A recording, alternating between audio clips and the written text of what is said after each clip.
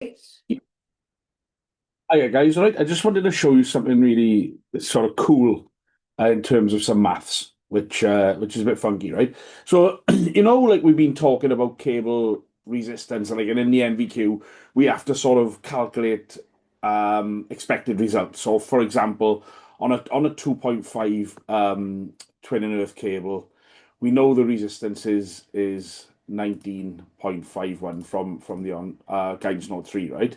And then what we do then is we would times that by 1,000. Sorry, times that by the length. So let's say 20 meters, right?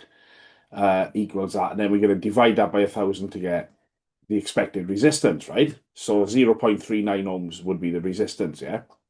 But what if we want to know the length of the cable, right? We don't know the length because oftentimes we don't. So we're going to carry out a test, an R1 plus R2 test on a radial circuit, right?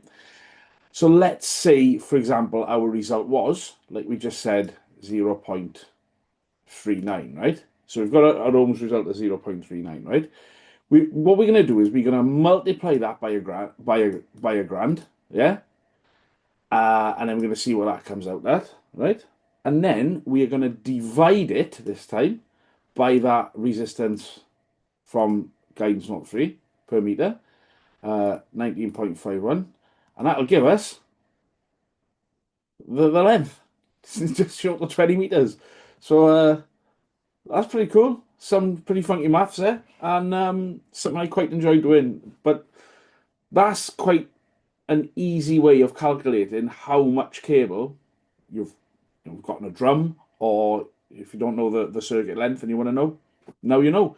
So funky maths Saturday morning with a hangover. Happy days.